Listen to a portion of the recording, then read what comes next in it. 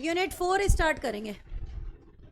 देखो अपने कोर्स में बेटा देखो यूनिट इसमें 6 हैं, कॉन्ट्रैक्ट एक्ट में 6 यूनिट्स हैं, सबसे बड़ा है और सबसे ज़्यादा वेटेज रखता है। इसके अंदर 3 बड़ी यूनिट है और 3 छोटी यूनिट है। 2 बड़ी यूनिट अपन कवर कर चुके हैं, फर्स्ट और थर्ड, सेकेंड छोटी थी, अब एक बड़ी और बची है, उसको स्टार्ट कर रहे हैं, वो है अपनी यूनिट नंबर 4। और यूनिट 4 में एग्जामिनर जो है ना स्पेसिफाइड पोर्शन पे काफ़ी क्वेश्चंस पूछता है, तो इसको थोड़ा सा टारगेटेड लेना पड़ेगा क्योंकि आईसीआई में काफ़ी इरेलेवेंट भी दे रखी हैं चीज़ें जिन्हें हमें पढ़ने की ज़रूरत नहीं है, तो उनका मैं क्रक्स लिखवाऊंगी आपको या पॉइंट आउट करवा दूंगी कि ये मैटर यहाँ से लेना है तो उसको वहाँ से ले लेना, एक एक लाइन रटने की ज़रूरत नहीं है। प्रैक्टिकल सारे करेंगे, जैसे भी क्वेश्चन प्रैक्टिकल बन सकता है वो सारे करेंगे। तो आ जाते हैं अपने नोट्स पे एक बार।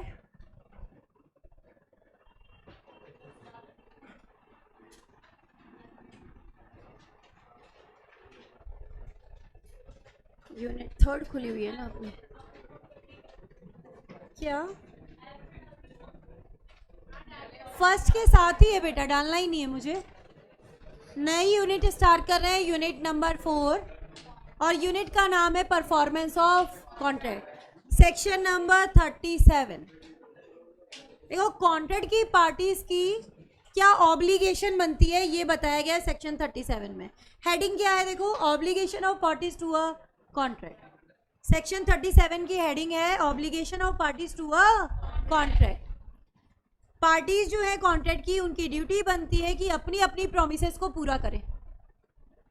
ऑब्लिगेशन मतलब ड्यूटी होता है ना, तो कॉन्ट्रैक्ट की पार्टीज की ड्यूटी बनती है कि जो जो उन्होंने प्रॉमिस किया है कॉन्ट्रैक्ट के अंदर उनको पूरा करें।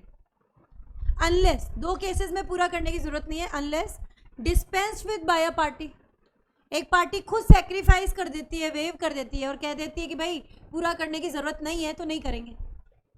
और दूसरा excused by law, contract act or any other law, law खुद कह देता है कि आपको पूरा करने की ज़रूरत नहीं है तो आप बच जाओगे by reason of impossibility or otherwise. जैसे मान लो आपने कॉन्ट्रैक्ट किया था बेटा एक केमिकल से रिलेटेड, उस केमिकल को गवर्नमेंट ने बैन कर दिया, अब वो हो गया इम्पॉसिबल। अब इम्पॉसिबल के लिए तो कॉन्ट्रैक्ट सही नहीं रहेगा ना, excused by law, excuse by law, अब उसे पूरा करने की ज़रूरत नहीं है। 2 केस में ही बच सकते हो, एक तो पार्टी माफ़ कर दे या लॉ माफ़ कर दे, अदरवाइज आपकी ड्यूटी क्या है, जो प्रॉमिस किया आप पूरा करो। अगर किसी की डेथ हो गई तो उसके लीगल रिप्रेजेंटेटिव कर लेंगे, ठीक है ना। और लेकिन अगर कॉन्ट्रैक्ट बेटा पर्सनल स्किल का है तो ये तो वॉइड हो जाएगा, प्रॉमिसर को ही पूरे करने पड़ते हैं, डेथ के बाद एलआर को ट्रांसफ़र नहीं होते, यही पढ़ा था।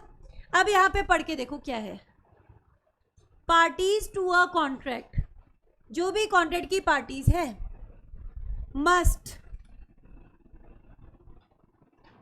Either perform or offer to perform their respective promises.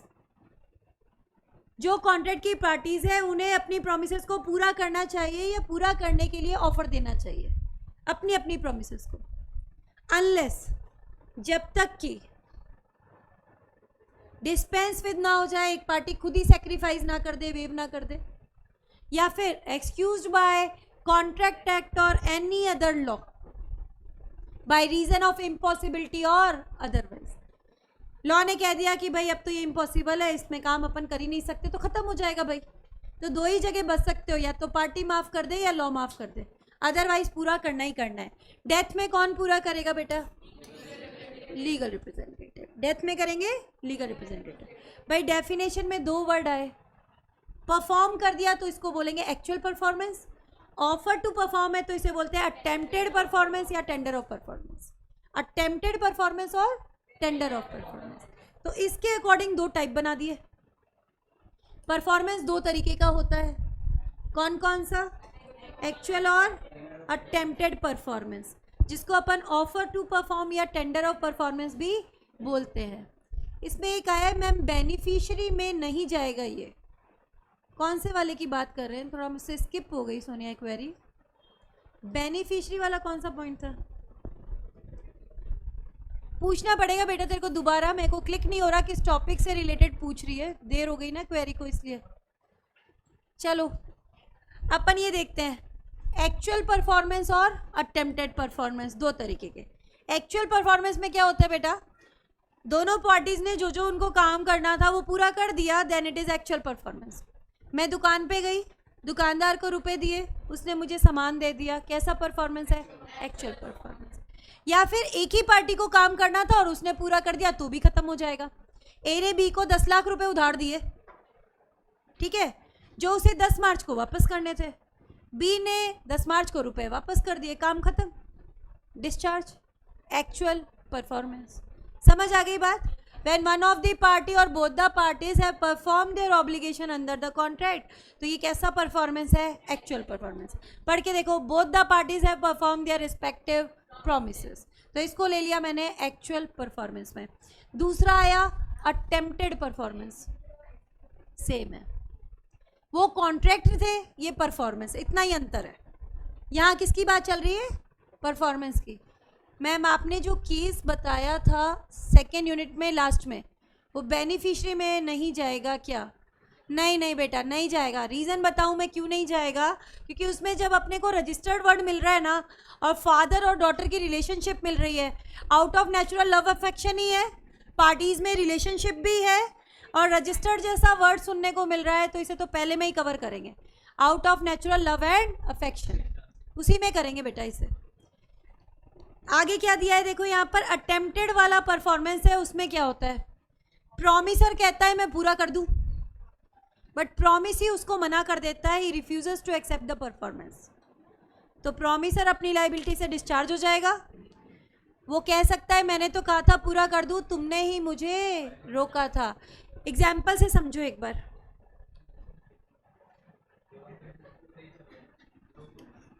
बातें नहीं भाई।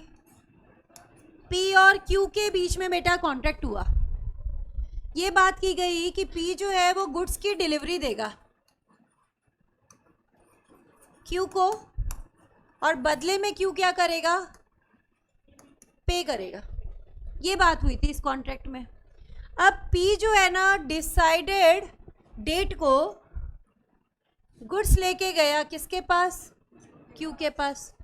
उसी क्वालिटी के गुड्स लेके गया जैसा कॉन्ट्रैक्ट में बात हुई थी, उसी क्वांटिटी में लेके गया जैसा कि कॉन्ट्रैक्ट में बात हुई थी, प्रॉपर प्लेस पे लेके गया, इसकी खुद की कोई गलती नहीं है। फिर भी क्यू ने इन गुड्स को एक्सेप्ट करने से मना कर दिया। ये तुम्हारा है attempted performance, offer to perform. P ने ऑफर टू परफॉर्म दिया था, उसने परफॉर्म करने की कोशिश की थी, लेकिन क्यू ने उसे एक्सेप्ट नहीं किया। इसका क्या इफेक्ट पड़ेगा, P will be discharge from his liability. P को ये नहीं कह सकते कि तूने काम पूरा क्यों नहीं किया, P is discharge from his liability. भाई पी तो यही कहेगा ना, मैंने तो कहा था पूरा कर दूं, तुमने ही तो मुझे रोका था। समझ आई बात कि नहीं आई बताओ? तो P is discharge from his liability and he will not lose any of his rights. अगर पी को कोई नुकसान हुआ है, he can sue for damages also. जैसे मान लो इस वाले केस में बात करें, कैरियर वाले के थ्रू सामान भेजा पी ने क्यू को, गुड्स भेजे, क्यू ने इनको एक्सेप्ट करने से मना कर दिया। अब ये कैरियर वाला ये गुड्स वापस लेके आया पी के पास, लेके आएगा, तो अब पी कहेगा कि मेरे तो कैरियर के भी खर्चे लग गए, give me damages, give me damages. समझ आई बात कि नहीं आई बताओ? तो अगर कोई नुकसान हुआ है तो वो डैमेजेस के लिए केस भी फाइल कर सकता है। अटेम्प्टेड परफॉर्मेंस ये कहता है कि एक पार्टी प्रॉमिसर कहता है पूरा कर दूं और दूसरी पार्टी मना करती है, तो प्रॉमिसर के लिए इसे परफॉर्म मान लिया जाएगा। That's why it is known as offer to perform, attempted performance या tender of performance. I hope clearly समझ में आया हो। दिस वॉज होल कॉन्सेप्ट जो अपन ने यहाँ पे लिया था, ठीक है। आगे देखो क्या दिया हुआ है इसमें, एक बार अपन यही चीज अब एक बार लेते हैं उससे आईसीआई से, सेक्शन 37 कवर करा देते हैं।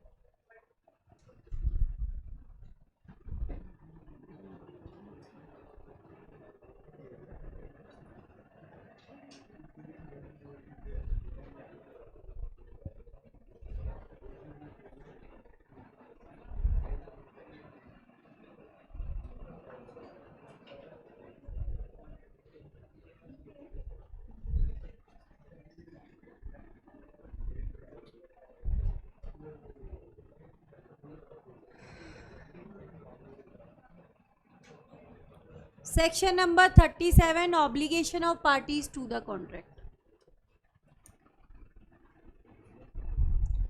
Parties to a contract must either perform or offer to perform their respective promises unless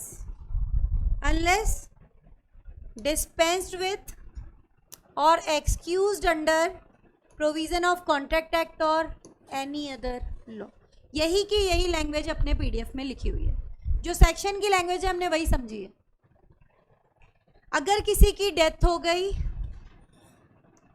ठीक है, promises bind the representative of the promisor in case of death unless a contrary intention appears from the contract. जब तक कि contract से और कोई intention ना नजर आए, जनरल रूल यही कहता है कि डेथ के बाद कॉन्ट्रैक्ट कौन पूरा करेगा? Legal representative. अब कॉन्ट्रैक्ट से अदर इंटेंशन कब सामने आता है? जब कॉन्ट्रैक्ट पर्सनल वॉल्यूशन का हो. Painter, singer, dancer, actor, actresses, writer, ये काम इनको बेटा खुद को पूरे करने होते हैं. ये काम हमें देखते ही समझ जाना चाहिए, लीगल रिप्रेजेंटेटिव को ट्रांसफर नहीं होंगे, खुद ही को करने हैं, है ना. एग्जाम्पल दिया है, देखो एग्जाम्पल नंबर 1 पढ़ना एक बार.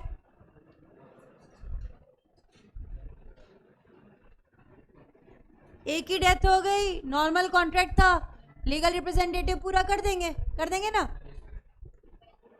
अच्छा, सेकंड वाला पढ़ना. अब यहाँ पेंटर आ गया, ये पर्सनल वॉल्यूशन आ गया. अब क्या करें? नहीं कर सकते, कॉन्ट्रैक्ट हो जाएगा void on the death of promiser. समझ आ गई बात? अब देखो एनालिसिस पार्ट में एक लाइन अंडरलाइन करेंगे सिर्फ. देखो अपन या तो बेटा मेन सेक्शन करते हैं या करते हैं एनालिसिस. आईसीआई क्या करता है? एक ही चीज़ को 2 बार बताता है. एक तो जैसा सेक्शन में लिखा है वो, और एक जैसा उसी को एक्सप्लेन करता रहता है. अपन 2 में से एक चीज़ करते हैं. तो अपन ने मेन सेक्शन ले लिया, याद उतना ही करना है. यहाँ पर क्या करना है अपन को? एक लाइन अंडरलाइन करवा रही हूँ, ये क्वेश्चन में पूछी जाती है. Basic rule is that promisor must perform exactly what he has promised to perform. ठीक है. The obligation to perform is absolute comment. अगर इस तरीके से पूछ लिया जाए ना, मतलब talking about section number 37, parties की ड्यूटी है अपनी अपनी काम को पूरा करो. Promisor must perform exactly what he has promised. जैसा प्रॉमिस किया है कॉन्ट्रैक्ट में वैसे ही पूरा करना पड़ेगा. आपको क्या बोला है? Obligation to perform, obligation of parties to a contract to perform. यही हेडिंग है हमारी सेक्शन 37 की. इस लाइन से क्लिक करना पड़ेगा आपको कि ये सेक्शन 37 की बात कर रहा है, इसलिए लाइन अंडरलाइन करवा दी. पहले ये क्वेश्चन दिया हुआ था आईसीआई के पीछे बैक साइड डिस्क्रिप्टिव क्वेश्चन में, 2 अटेम्प्ट पहले, बाद में हटा दिया. तो ये कभी भी ये क्वेश्चन पूछ सकते हैं इस लाइन के थ्रू. तो ये लाइन देख लेना, इसका मतलब सेक्शन 37 पूछ रहा है. अब देखो 2 तरीके के परफॉर्मेंस सामने आए, एक तो एक्चुअल और एक offer to perform. Actual performance में when a party to contract has done what he has undertaken to do और either of parties have fulfil their obligation. ये डेप्ट वाले एग्जाम्पल में तो एक ही पार्टी करती है ना. ए ने बी को कर्जा दिया 10 लाख रुपए का, 10 मार्च को वापस करना था, बी ने वापस कर दिया, खत्म हो जाएगा ना. काम तो सिर्फ एक ही पार्टी बी ने किया ना, तो जिसको करना था काम उसने अल्टीमेटली कर दिया, काम खत्म. तो where a party to a contract has done what he has undertaken to do, डेप्ट वाला एग्जाम्पल. और दूसरा either of party have perform the obligation. दुकान पे गई, मैंने रुपए दिए, दुकानदार ने सामान दिया, काम खत्म. यहाँ पे भी ये भी कैसा है तुम्हारा? Actual performance. तो यहाँ पर एक एग्जाम्पल भी दिया है, वो डेप्ट वाला एग्जाम्पल है, जैसे मैंने बोला था ना आपको. पढ़ लो एक बार. पैसे उधार लिए हैं 5 लाख, ठीक है ना. Offer to perform attempted performance, इसके बारे में देखो. It may happen some time, कई बार ऐसा होता है, when the performance become due, जब परफॉर्मेंस का टाइम आता है, प्रॉमिसर तो कहता है मैं परफॉर्म कर दूं, लेकिन प्रॉमिसी उसे एक्सेप्ट करने से मना कर देता है. Then this is known as attempted performance. अब बोलोगे मैम एग्जाम्पल इसमें नहीं दिया. दिया, कहाँ दिया? 38 के एंड में दिया हुआ है, पढ़ो. मैंने पी और क्यू लिया था, इसने पी और आर ले लिया, इतना ही अंतर है। अटेम्प्टेड परफॉर्मेंस है, सेम ही है ना।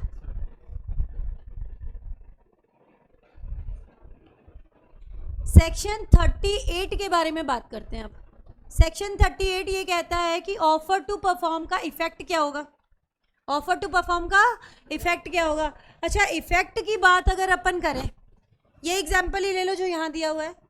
पी ने आर के साथ कॉन्ट्रैक्ट किया, गुड्स की डिलीवरी देगा, और आर क्या करेगा बेटा, इसके लिए पेमेंट करेगा। पी तो बेटा गुड्स लेके गया, आर ने लेने से मना कर दिया, यही केस था। अब इसका इफेक्ट क्या बढ़ेगा।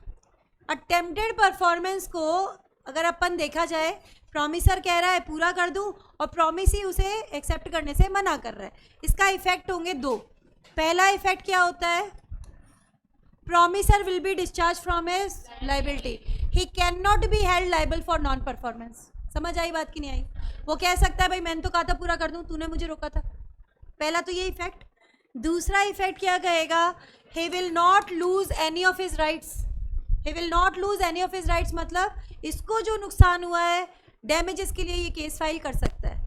ये कह सकता है मेरे तो कैरियर के खर्चे लग गए, मैंने गुड्स भेजे तेरे पास, तूने एक्सेप्ट नहीं किए, अब कैरियर वाला तो मुझसे पैसे मांगेगा ना, गिव मी डैमेजेस। ये दो इफेक्ट है, ये दो इफेक्ट मिलेंगे।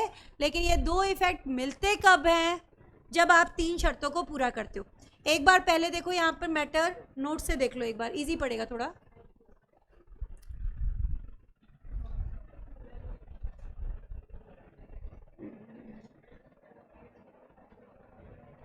सेक्शन 38 देखो बेटा, effect of refusal to accept the offer of performance. Promisor कहता है पूरा कर दूं और प्रॉमिसी मना कर देता है, उसका क्या इफेक्ट पड़ेगा देखो। If promisor made offer of performance, यहाँ ऑफर ही मत लिखना, आप क्या लिखना, promisee. Promisee refuse to accept the performance, then the promisor is, अब इफेक्ट क्या आ रहा है वो देखो, the promisor is not responsible for non performance, आ गया। डिस्चार्ज फ्रॉम हिज ऑब्लिगेशन, साफ साफ लिख दिया मैंने यहाँ, डिस्चार्ज फ्रॉम हिज ऑब्लिगेशन। दूसरा, he will not lose any of his rights, मतलब कोई नुकसान हुआ है तो कैन स्यू फॉर डैमेजेस। ठीक है, ये दो इफेक्ट पड़ते हैं। बट इफेक्ट आपके ऊपर पड़े, प्रॉमिसर को ये फ़ायदा मिले, उसके लिए ज़रूरी है कि प्रॉमिसर की खुद की कोई गलती नहीं होनी चाहिए। उसी क्वांटिटी में उसी क्वालिटी के गुड्स लेके जाने हैं जैसा कि कॉन्ट्रैक्ट में बात हुई है। डिलीवरी भी प्रॉपर प्लेस, रीजनेबल प्लेस पे होनी चाहिए, proper place, proper time, unconditional. अपनी तरफ से कोई शर्त नहीं लगाओगे तभी आपको ये फ़ायदा मिलेगा और आपके लिए कॉन्ट्रैक्ट परफॉर्म मान लिया जाएगा। तो अब इसका आईसीआई पे आओ एक बार।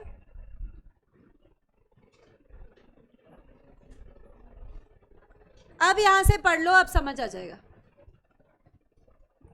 एक मिनट, ये नहीं है, 38 है, 39 यहाँ से लेंगे ही नहीं अपन, 39 अपन चैप्टर 5 में लेंगे। अकॉर्डिंग टू सेक्शन 38, प्रॉमिसर ने बेटा ऑफर ऑफ परफॉर्मेंस दिया प्रॉमिसी को, और ये ऑफर प्रॉमिसी ने एक्सेप्ट नहीं किया। तो पहला इफेक्ट कहता है promiser is not responsible for non performance, और दूसरा इफेक्ट कहता है nor he will lose any of his right under the contract, that is he can sue for damages, he will not lose any of his right under the contract, मतलब can sue for damages। इसके बाद में हमने बोला कुछ शर्तें पूरी होनी चाहिए तभी ये रेमेडी प्रॉमिसर को मिलेगी। प्रॉमिसर के लिए कॉन्ट्रैक्ट पूरा मान लेंगे, डैमेजेस के लिए भी वो केस फाइल कर पाएगा, लेकिन कब, जब ये तीन शर्तें पूरी हो जाएं। पहला क्या बोला, अनकंडीशनल होना चाहिए। ऑफर टू परफॉर्म में अपनी तरफ से प्रॉमिसर कोई शर्त नहीं लगाएगा, उसी तरीके से ऑफर टू परफॉर्म होना चाहिए जैसा कॉन्ट्रैक्ट में लिखा था। इट शुड बी अनकंडीशनल, पहली चीज समझ आई। दूसरे में देखो, अंडरलाइन करो, प्रॉपर प्लेस और टाइम पे होना चाहिए। ऑफर टू परफॉर्म होना चाहिए प्रॉपर प्लेस और टाइम पे। आगे की लैंग्वेज थोड़ा इजी करवा रही हूँ, लिखो 2 लाइनें। Promisee should be given, promisee should be given promisee should be given reasonable opportunity. Promisee should be given reasonable opportunity of deciding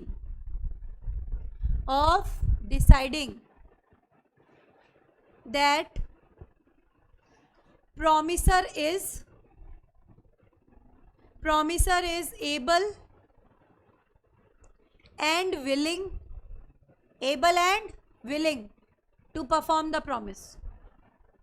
Able and willing to perform the promise. Able and willing to perform the promise. भाई इस तरीके से offer to perform देना है कि promisee को लगना चाहिए कि भाई देख लो प्रॉमिसर अपना काम करने के लिए एबल भी है और विलिंग भी है.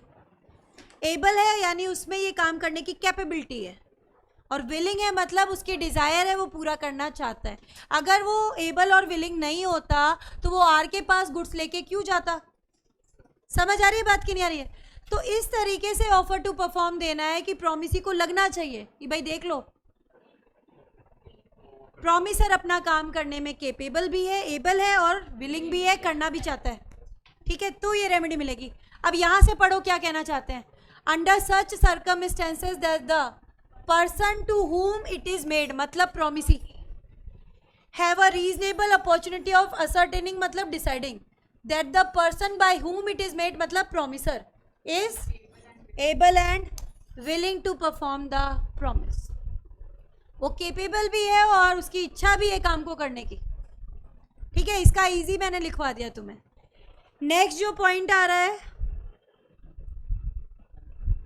इसका भी इजी पॉइंट लिख लो, एक लिख लो. promisee should be given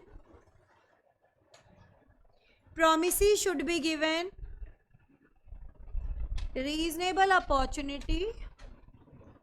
Promisee should be given reasonable opportunity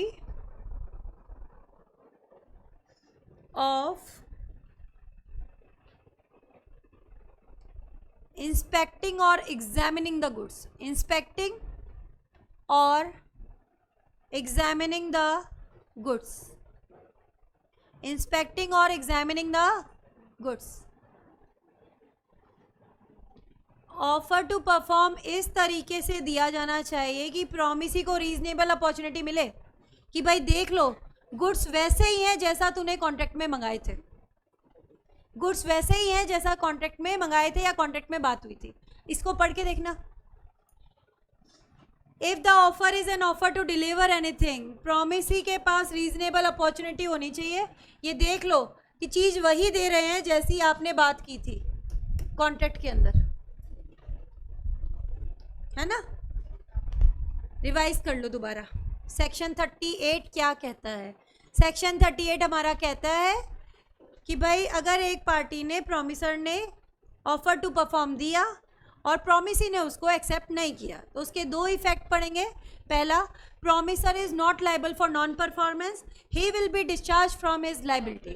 secondly, he will not lose any of his rights, that is he can sue for damages. ये लेकिन उसको कब मिलेगा राइट? जब उसकी गलती नहीं हो. गलती नहीं हो के 3 पॉइंट. पहला, ऑफर टू परफॉर्म अनकंडीशनल. दूसरा, प्रॉपर प्लेस और टाइम पर. इस तरीके से कि प्रॉमिसी को लगना चाहिए promisor is able and willing to perform the promise. तीसरा point, if it is for delivery of a thing, promisee should be given reasonable opportunity of examining the goods. कि भाई देख लो गुड्स वैसे ही है जैसा तुमने कॉन्ट्रैक्ट में मंगाए थे. पॉइंट समझ आ गया क्या? This was all about section number 30. समझ आ गई बात? इसके बाद में अपन एक टॉपिक ले रहे हैं. अब जो टॉपिक आ रहा है थोड़ा प्रैक्टिकल है और अच्छा टॉपिक है. अभी टाइम है बेटा, काफ़ी टाइम है.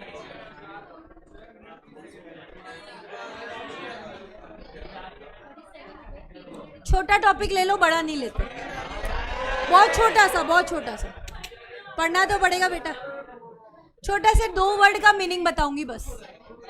छोटे से 2 वर्ड है उनका मीनिंग लेंगे, एक है सक्सेशन और एक है असाइनमेंट। अच्छा मुझे बताओ सक्सेशन को हिंदी में क्या कहते हैं? उत्तराधिकार। ठीक है, इसको नहीं आता होगा असाइनमेंट का, असाइनमेंट का नहीं आता होगा हिंदी में। ये भी लिखा है क्या मैंने ध्यान नहीं रहा, मैंने लिख ही रखा है। असाइनमेंट को हिंदी में अधिविन्यास बोलते हैं। खैर ये वर्ड तुम्हारे काम का नहीं है, तुम इतना समझ लो। पहले तो सक्सेशन की बात करते हैं। अच्छा बेटा, फादर की प्रॉपर्टी मिलती है तो क्या फादर के कर्जे भी चुकाने पड़ते हैं क्या? चुकाने पड़ते हैं। सक्सेशन में क्या मैं कह सकती हूँ राइट्स और लाइबिलिटीज दोनों ट्रांसफर होती हैं? Obligation plus rights both are transferred, benefit and burden both are transferred in the case of succession. लेकिन किस हद तक? To the extent of property inherited. Father की प्रॉपर्टी मिली 10 लाख की, तो 10 लाख रुपए तक कर्जे चुकाने की जिम्मेदारी आती है, उससे आगे नहीं आती। ठीक है, to the extent of property inherited, liability वहीं तक आएगी। तो पढ़ के देखो एक बार सक्सेशन के बारे में। Both the assets and liabilities, benefit और बर्डन दोनों ट्रांसफर होते हैं। Benefit and burden both are transferred. Assignment की बात करते हैं, only assets are transferred not the liabilities. क्यों? पार्टीज के बीच में रिलेशन नहीं होती। मैंने आपसे कहा कि मैं अपनी इंश्योरेंस पॉलिसी आपको असाइन कर देती हूँ तो आप इजीली मान जाओगे, आपका बेनिफिट है। समझ आई बात कि नहीं आई बताओ? और अगर मैंने आपसे ऐसे बोला होता कि भाई मेरे पास एक कंपनी के शेयर्स हैं, शेयर्स भी कैसे हैं? पार्टली पेड अप है। वो जो कंपनी है ना उसकी फाइनेंशियल पोजीशन सही भी नहीं है, मतलब कोई बेनिफिशियल नहीं है। तो मैंने आपसे कहा कि भाई मेरी जगह कॉल मनी आप पे कर दो, कोई करेगा क्या? नहीं करेगा ना। Benefit along with burden transfer कर रही हूँ। मैंने बोला आपको मैं शेयर ट्रांसफ़र कर देती हूँ, आपको बेनिफिट प्लस बर्डन है। अब आप इवेल्युएट करोगे आपका फ़ायदा ज़्यादा है या नुकसान ज़्यादा है? इस वाले केस में नुकसान ज़्यादा है ना, तो कोई नहीं मानेगा। समझ आ गई बात? अच्छा आप देखो, असाइनमेंट होता है ना बेटा, it is never of liabilities. क्यों नहीं होता? देखो कोई भी बंदा अपनी जिम्मेदारी, अपनी ऑब्लिगेशन किसी दूसरे बंदे पे डाल के खुद फ्री नहीं हो सकता। लॉ कहता है no one can relieve himself by putting his obligation और लाइबिलिटी ऑन समवन एल्स। तो जो आपके ऊपर ड्यूटी डाली गई है वो तो आपको ही पूरी करनी है। उस केस में जो भी कॉन्ट्रैक्ट तुम्हारे पर्सनल स्किल के होते हैं, कौन से? राइटर, पेंटर, सिंगर, डांसर, जो भी अपने व्यक्तिगत हुनर पे काम कर रहे हैं, ठीक है, उनके कॉन्ट्रैक्ट कभी भी असाइन नहीं होते या नेवर असाइंड। समझ आ गई बात? अब पढ़ के देखो क्या लिखा है यहाँ पर। Only assets are transferred not the liabilities, और contract of personal skill cannot be assigned. एक लाइन यहाँ पर ऐड करो, वाइंड अप करेंगे। फिर असाइनमेंट में एक लाइन लिखो,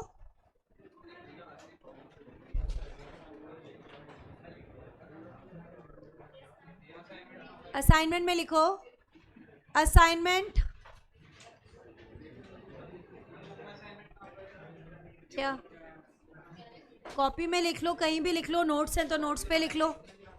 क्यों नहीं बनाई है? आपका फॉल्ट है बेटा। नोट्स वगैरह हैं तो उन पे लिख लो। असाइनमेंट के बारे में लिखना है, मतलब 2 लाइनें लिख लो। Assignment is never of, assignment is never of liabilities. Assignment is never of liabilities because no one can relieve himself, no one can relieve himself by transferring his liability,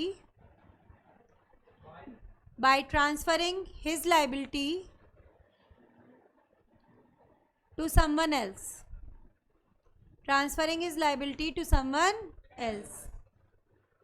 ठीक है, समझ आ गई बात? देखो सेक्शन नंबर कवर करा दिए, 37 करा दिया तुम्हें और 38 करा दिया। कर लोगे अच्छे से?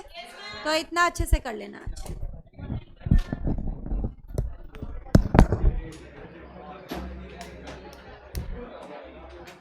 कोई क्वेरी वगैरह है तो? मैंने पूछा ही नहीं।